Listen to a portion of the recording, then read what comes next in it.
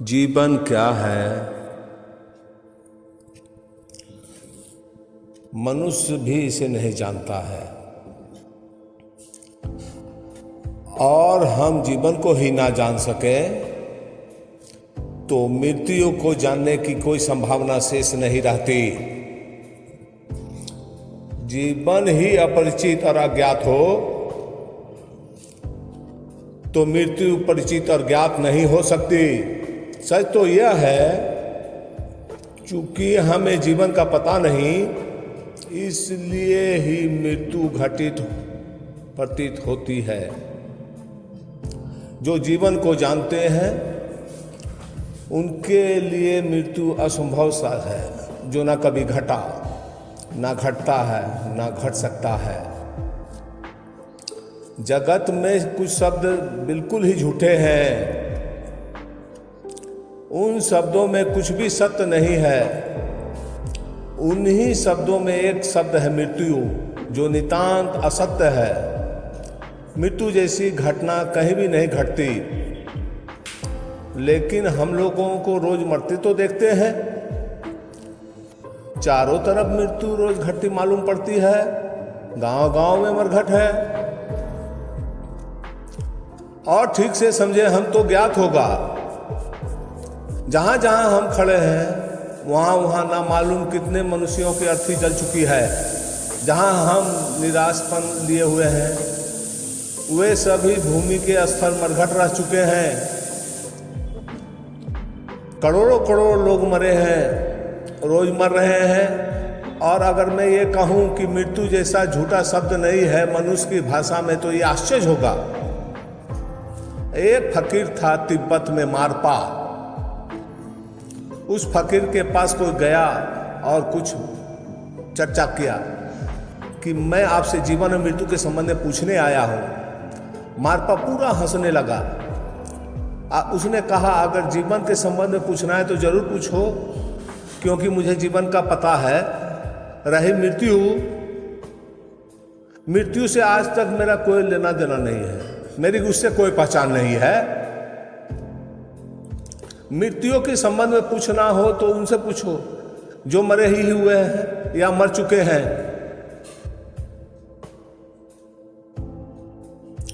मैं तो जीवन हूं, मैं जीवन के संबंध में बोल सकता हूं, बता सकता हूं। मृत्यु से मेरा कोई परिचय नहीं। ये बात वैसे ही है जैसी आपने सुनी होगी। एक बार अंधकार ने भगवान से प्रार्थना की थी कि ये सूरज आपका जो है हमारे पीछे बुरी तरह पड़ा हुआ है, मैं बहुत थक गया हूं। सुबह से मेरा पीछा होता है और सांझ मुश्किल से मुझे छोड़ा जाता है। मेरा कसूर क्या है प्रभु? दुश्मनी कैसी है ईश्वर? ये सूरज मुझे क्यों सताने के पीछे है? दिन रात दौड़ते रहता है मेरे पीछे, और मैं रात और दिन भर की थकान से विश्राम नहीं कर पाता हूं कि फिर सुबह सुबह सूरज आ खड़ा होता है, फिर भागो, फिर बचो। ये अनंत काल से चल रहा है। अब मेरी बर्दाश्त की सीमा आ गई। आपसे मैं प्रार्थना करता हूं, ईश्वर सूरज को जरूर समझा दें। सुनते हैं, भगवान ने सूरज को बुलाया और कहा, तुम क्यों अंधेरे के पीछे पड़े हो? क्या बिगाड़ा है तुम्हारा अंधेरे ने? क्या है उससे शत्रुता? क्या है तुम्हारी शिकायत? सूरज हाथ जोड़ के कहने लगा, अंधेरा अनंत काल हो गया प्रभु, मुझे विश्व का भ्रमण करते हुए, लेकिन मुझे अंधेरा से तो कभी मुलाकात नहीं हुई। मैं तो अंधेरा को जानता भी नहीं हूं। कहां है अंधेरा? आप उसे मेरे सामने बुला दें तो मैं क्षमा भी मांग लूं और आगे से पहचान लूं कि वो कौन है, ताकि उसके प्रति कोई भूल ना हो सके। बुलाइए। इस बात को हुए भी अनंत काल हो गए। वो भगवान के फाइल में बात वहीं को वहीं रह गई। वो अब तक कभी भी अंधेरे को सूरज के सामने नहीं ला सके, नहीं बुला सकेंगे। ये मामला हल नहीं होने का है। सूरज के सामने अंधकार कैसे बुलाया जा सकता है? अंधकार की कोई सत्ता ही नहीं है, कोई एग्जिस्टेंस नहीं है। अंधकार की कोई पॉजिटिव विधायक स्थिति नहीं है। अंधकार तो सिर्फ प्रकाश के अभाव का ही नाम है। वहाँ प्रकाश की गैर मौजूदगी है, अनुपस्थिति है, अब्सेंस है। तो सूरज के सामने ही सूरज की अनुपस्थिति को कैसे भुलाया जा सकता है? नहीं, अंधकार को सूरज के सामने नहीं लाया जा सकता। सूरज तो बहुत बड़ा है, छोटे दिए के सामने भी अंधकार को लाना बड़ा मुश्किल है। ये तो सूरज है, दिए के प्रकाश के घेरे में अंधकार का घुसना मुश्किल है। दिए के सामने मुठभेड़ अंधकार का मुश्किल है। प्रकाश है जहां, वहां अंधकार कैसे आ सकता है? जीवन है जहां, वहां मृत्यु कैसे आ सकती है? या तो जीवन है ही नहीं, या तो फिर मृत्यु नहीं है। दोनों बातें एक साथ नहीं हो सकती। हम जीवित हैं, लेकिन हमें पता नहीं कि जीवन क्या है। इस अज्ञान के कारण ही हमें ज्ञात होता है कि मृत्यु भी घटती है। मृत्यु एक अज्ञान है। जीवन का अज्ञान ही मृत्यु का घटना बन जाती है। काश हम उस जीवन से परिचित हो सके जो भीतर है, तो उसके परिचय की एक किरण भी सदा सदा के लिए इस अज्ञान को तोड़ देती है कि मैं मर सकता हूं, या मैं कभी मरा हूं, या कभी मर जाऊं। लेकिन उस प्रकाश को हम जानते नहीं, और उस अंधकार से हम भयभीत होते हैं जो हम नहीं हैं। उस प्रकाश से हम परिचित नहीं हो पाते हैं जो हमारा प्राण है, जीवन है, जो हमारी सत्ता है, और हम उस अंधकार से भयभीत होते हैं जो हम नहीं हैं। मनुष्य मृत्यु नहीं है, मनुष्य अमृत है, समस्त जीवन अमृत है। लेकिन हम अमृत की ओर आंखें नहीं उठाते। हम जीवन की तरफ इशारे से भी खोज नहीं करते, एक कदम भी नहीं उठाते हैं। जीवन से रह जाते हैं अपरिचित, इसलिए मृत्यु से भयभीत प्रतीत होते हैं। इसलिए प्रश्न जीवन और मृत्यु का नहीं है, प्रश्न है सिर्फ जीवन का। मुझे कहा गया कि जीवन को छोड़िए और मृत्यु के संबंध में बोलिए। यह संभव बात, प्रश्न तो है सिर्फ जीवन का, मृत्यु जैसी कोई चीज नहीं है। जीवन ज्ञात होता है तो जीवन रह जाता है, और जीवन ज्ञात नहीं होता तो सिर्फ मृत्यु रह जाती है। जीवन और मृत्यु दोनों समस्या की तरह कभी नहीं खड़े होते। या तो हमें पता है हम जीवन हैं, तो फिर तुम मृत्यु नहीं है, या फिर हमें पता नहीं है कि हम जीवन हैं, तो फिर मृत्यु है और जीवन नहीं है।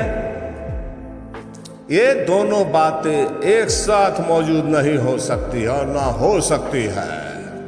लेकिन हम लोग, सारे लोग मृत्यु से भयभीत हैं। मृत्यु का भय बताता है कि हम जीवन से अपरिचित हैं। मृत्यु का भय का एक ही कारण है, डर है, तो जीवन से अपरिचय। जीवन हमारे भीतर प्रतिपल प्रवाहित हो रहा है, श्वास श्वास में, कण कण में, अंग अंग में, बाहर भीतर सभी जगह, और हम उससे परिचित नहीं है। इसका एक ही अर्थ हो सकता है, आदमी किसी गहरी नींद में है।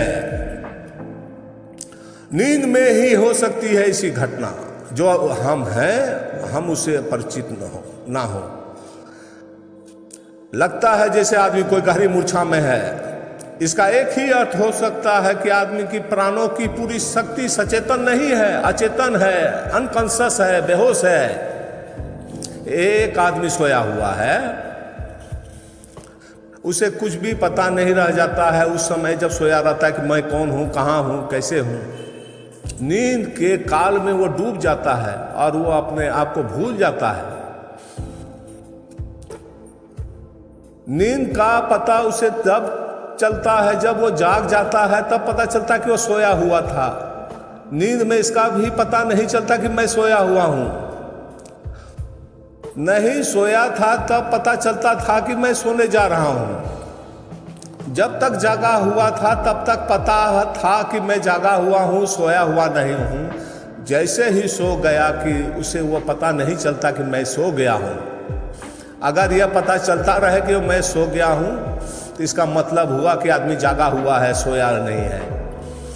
नींद चली जाती है तब पता चलता है कि मैं सोया था, लेकिन नींद में पता नहीं चलता कि हम सोए थे या नहीं।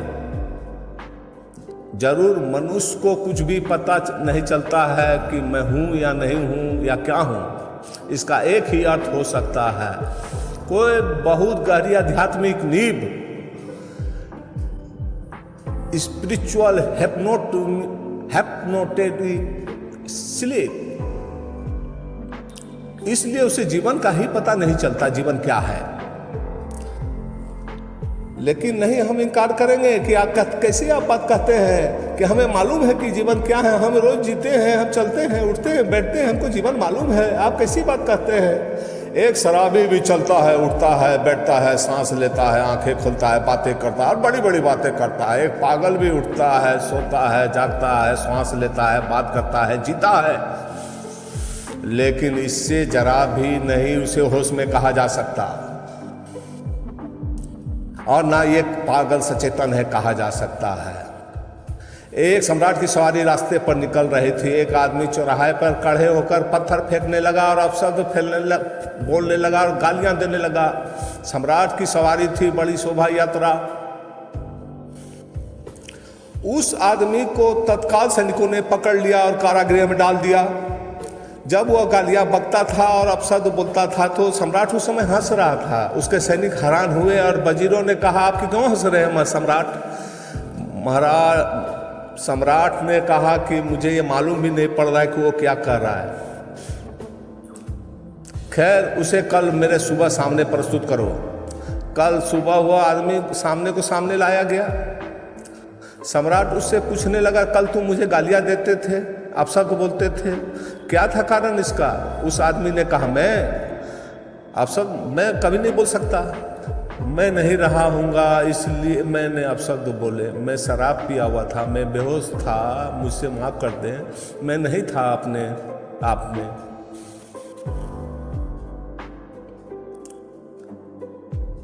हम भी नहीं हैं, नींद में चल रहे हैं, बोल रहे हैं, बात कर रहे हैं, प्रेम कर रहे हैं, घृणा कर रहे हैं, युद्ध कर रहे हैं। अगर कोई दूर के तारे से देखे मनुष्य की जाति को, वो यही समझेगा कि सारी मनुष्य जाति इस धरती पर नींद में चल रही है, ऐसा व्यवहार कर रही है जिसे कोई बेहोशी में चल रहा हो। ये अवलोकन करेगा। 3000 वर्षों में मनुष्य जाति ने 15,000 युद्ध किए। ये जागे हुए मनुष्य का लक्षण नहीं है। जन्म से लेकर मृत्यु तक की सारी कथा दुख, चिंता और त्रासदी की कथा है। आनंद का क्षण भी उपलब्ध नहीं होता, आनंद का कण भी नहीं मिलता है जीवन में। खबर भी नहीं मिलती कि आनंद क्या है। जीवन भी चलता है और आनंद की भी झलक नहीं मिलती है। ये आदमी होश में नहीं कहा जा सकता। दुख, चिंता, पीड़ा, उदासी और पागलपन सारे जन्म से लेकर मृत्यु तक की कथा है, लेकिन शायद हमें पता नहीं चलता, क्योंकि हमारे चारों तरफ भी ऐसे ही लोग हैं। और कभी एकाध लोग जागा हुआ सामने आ जाता है तो हम सोए हुए लोगों को इतना क्रोध आता है कि वो जागे हुए आदमी को बहुत जल्दी जो हत्या कर देते हैं, सूली पर टांग देते हैं। जीसस को इसीलिए हम सूली पर लटका देते हैं कि तुम्हारा कसूर यही है कि तुम जागे हुए आदमी हो। हम सोए हुए लोगों को देखकर तुम्हें बहुत अपमानित होना पड़ता है। हम सोए हुए आदमियों के लिए तुम एक अपमानजनक चिन्ह बन जाती हो। तो आपका जागना हमारे नींद में बाधा डालती है। हम सुकरात को जहर पिला के मार डालते हैं। हम मंसूर की गर्दन काट देते हैं। हम जागे हुए आदमियों के साथ वही व्यवहार करते हैं जो पागलों की बस्तियों में किया जाता है। आपके अंदाज नहीं, मेरे मित्र एक पागल थे और एक पागल खाने में बंद कर दिए गए थे। पागलपन में उन्होंने एक फिनाइल की बाल्टी जो कोने में रखी हुई थी उसे उठा कर पी गए। उसके पी जाने से उनको कोई इतनी उल्टियाँ हुई, इतने दस्त लगे कि 15 दिन तक सारा शरीर रूपांतरित हो गया। जैसे उनके सारे शरीर से गर्मी निकल गई और वे ठीक हो गए। लेकिन उन्हें 6 महीने के लिए पागल घर में भेजा गया था, वो ठीक हो गए। उन्होंने मुझसे कहा कि जब मैं पागल था और जब मैं ठीक हो गया, और वो पागलपन दोनों में अंतर और अनुभव का पीड़ा का हिसाब लगाना मुश्किल था। जब तक मैं पागल था तब तक कोई कठिनाई ना थी, क्योंकि सब और मेरे जैसे लोग थे।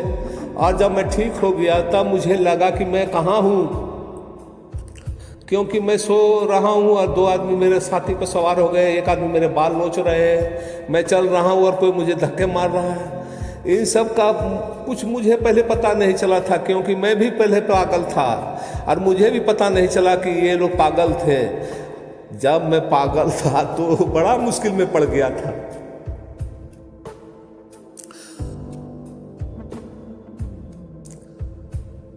और मेरी कठिनाई सब समझ में आ रही थी कि मैं बिल्कुल ठीक हो गया हूँ, मैं कैसे निकलूँ बाहर। अगर मैं चिल्ला के कहता था कि मैं पागल नहीं हूँ तो सभी पागल है, चिल्ला के कहते कि मैं पागल नहीं, सब मुझे निकालो, सारे पागल को छोड़ दो। हमारे चारों तरफ सोए हुए लोगों की भीड़ है, इसलिए हमें पता नहीं चलता कि हम सोए हुए आदमी हैं। और जागे हुए आदमी के साथ हम जल्दी से जो है अत्याचार कर देते हैं, हत्या कर देते हैं, क्योंकि जागा हुआ आदमी बड़ा कष्टपूर्ण हो जाता है, विघ्नकार मालूम होने लगता है। जागे हुए आदमी से सभी डरते हैं। एक अंग्रेज विद्वान केनेथ बाकर ने किताब लिखी है। उस किताब को एक फकीर को समर्पित किया।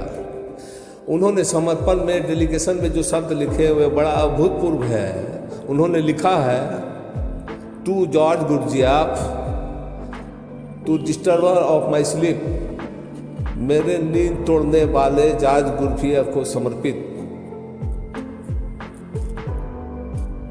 थोड़े श्लोक जमीन पर हुए हैं जो नींद तोड़ने की कोशिश करते हैं, लेकिन आप किसी की नींद तोड़ने की कोशिश करेंगे तो वो जरूर आपसे बदला लेगा। किसी सोते हुए आदमी को जगाने की कोशिश वो करो तो वो तुम्हारी गर्दन पकड़ लेगा। आज तक मनुष्य को आध्यात्मिक नींद से जगाने की कोशिश की है तो मनुष्यों ने उसकी गर्दन पकड़ ली है। हमारे बीच हमें पता नहीं चलता है कि हम सभी एक साथ सोए हुए हैं और नींद में ही सब चल रहे हैं। एक गांव की कहानी सुना रहा हूँ। उस गांव में एक जादूगर आ गया। जादूगर कहा कि इस कुएं का जो पानी पिएगा वो पागल हो जाएगा। एक ही कुआं था उस गांव में, लेकिन एक कुआं था वो भी राजा का था। सांझ होते होते तक गांव के आदमियों को पानी पीना पड़ा।